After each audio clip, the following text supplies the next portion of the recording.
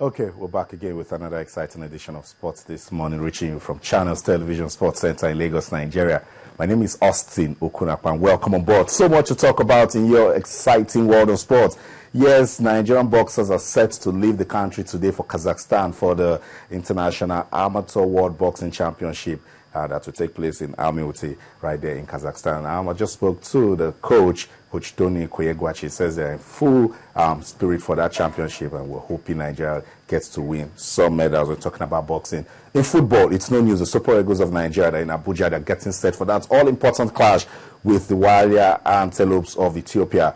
Good luck, Nigeria, as that game will be played on Sunday. In rugby, they're trying to do big things. Yes, they're getting ready for the 7-a-side tournament to commemorate Nigeria's independence, and then they're looking forward to making that tournament a West African affair. We'll be speaking to one administrator from the Rugby Federation in Nigeria and someone from the Friends of Rugby right here in Nigeria, and then we'll also take a look at the Shanghai Masters when talking about tennis. So much to talk about in your ever-blazing world of sports. Let's listen to some of the administrators in rugby in Nigeria, and we'll come back. We'll talk a little bit about rugby, and then we'll get on with the show. Stay with us. We'll be right back. Has over the years grown into a brand for Nigerian rugby, and it started more or less as a way of celebrating Nigeria's independence on the 1st of October, but right now it has actually grown into an international tournament being hosted here in Nigeria, and the International Rugby Board, alongside with the Confederation of African Rugby, are looking forward to endorsing this tournament to be one of the legs of the Sevens series in Africa.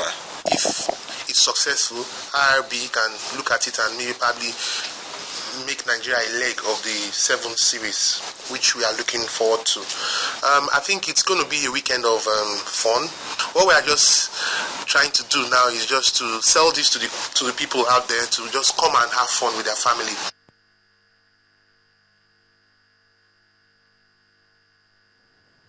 Okay, that's it. Rugby administrators in Nigeria talking about the Independence Cup. It's going to be a 7-a-side tournament, and then they will look forward to making it one that West African countries will also come to Nigeria to participate. Good one for rugby. We wish them well, and we hope that that federation gets stabilized and then start doing big things for sports in this country. On the show with me this morning is Ntiensi Williams. He's also a coordinator for Friends of Rugby. Ntiensi, it's good to have you on the show. Thank you very much. It's nice to be here. Morning, viewers. Okay. Just quickly, let's talk about this 7-a-side tournament. I know it's to commemorate Nigeria's independence. What else are you guys looking for with this tournament? Well, thanks very much. This is a very good opportunity for Nigerians to actually get to see rugby at its highest level once again in Nigeria. We're having 16 teams participating this year.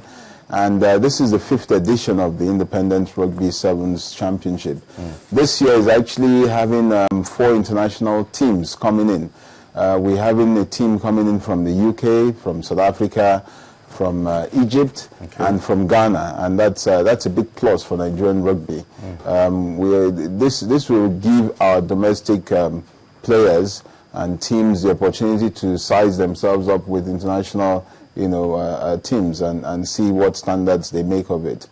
We are looking forward to making this the Nigerian leg of the Sevens Championship, to which the Confederation of African Rugby and the International Rugby Board is considering endorsing it, where you can now start having international teams, national teams, coming in to come and participate in it, just like you'll be having like in Kenya and in South Africa. We're looking forward to placing that on the map. This year as well, we're having international referees coming in to up the standard of officiating, and that's a big plus for us. Immediately we requested for it. This has been endorsed, and they're coming in. They're arriving this morning. Some teams have actually arrived already early this morning, and it's looking very good. The standards to which the international rugby is expecting of the tournament is what they're going to use to weigh and see whether Nigeria is ready to be able to host an international sevens leg. That's a good one. But I know it hasn't been so good for this country, talking about administration of rugby. What's it with rugby now? I know there was a time we're looking forward to an election. When is that coming? Generally, what's going on with rugby? Well, we thank God that reasoning has prevailed, and the National Sports Commission has actually, done the right thing. I believe I was here on this program here where Ken had actually asked me, please speak to the minister here.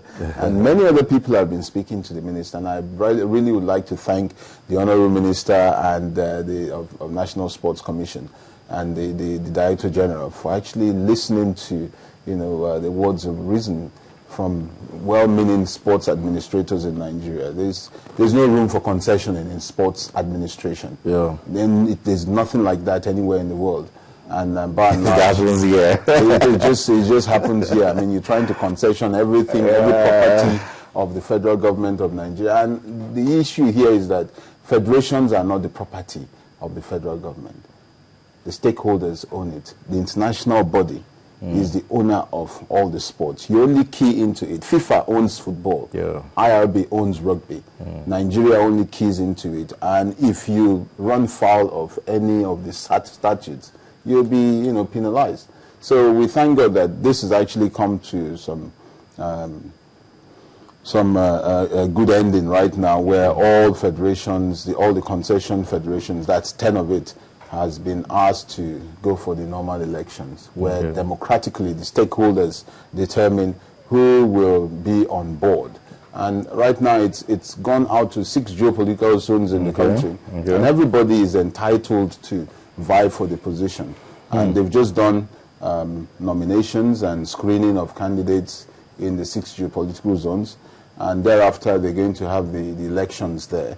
Hopefully by the 20th of this month, we should be knowing who is coming out from each zone as the zonal representatives on each board, each of the 10 concession board that was remaining.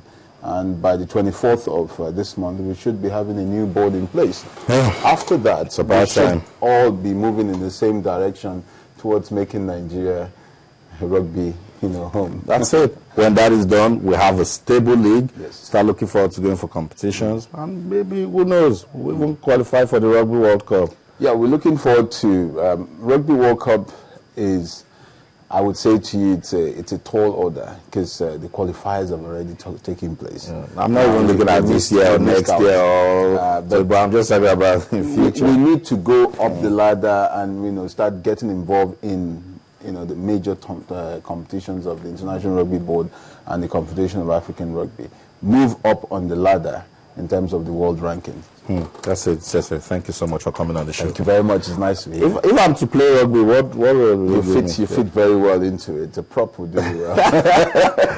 Okay, that's it. As I always say, rugby. We're talking rugby on the show this morning. Yes, important. We talk rugby. It's a sport that is doing so well in some countries in Africa. Talking about South Africa, even Zimbabwe, Kenya, Namibia. They're doing so well with rugby. Why can't Nigeria join the trade? It's not about football. We should be looking at other sports to also bring glory to this country. That's it. Rugby has gotten some attention on the show this morning, and in the words of Ntiensi, good things are coming the way of that sport, and we hope it comes and then Nigeria starts making a name for itself in that sport. Time for a quick break now. We'll come back. 23 players invited for the all-important clash with the Warrior Antelopes of Ethiopia. They're already in camp. They are sweating for shirts. Coach Stephen Keshi has been speaking. He says this game will not be an easy one, that on Sunday we'll know. Let's listen to him. When we come back, we'll talk. Don't go anywhere. We'll be right back. Pitch here. Whatever pitch we make up there in Ethiopia, we'll deal with it. It's African football. So I'm not worried about the pitch. I'm glad that most of the players are here, and we can have at least 3 training sections together before we leave. So it's all good and well. But if we meet worse field in Ethiopia, what do? We still have to play. So let us manage what we have and just prepare ourselves mentally that we might come across a very bad pitch in Ethiopia. We don't know, but should it happen, we have to plan. And the players, just looking at their faces, I think the expression will tell you how how high spirit they are for this game, and we'll see what happens on Sunday.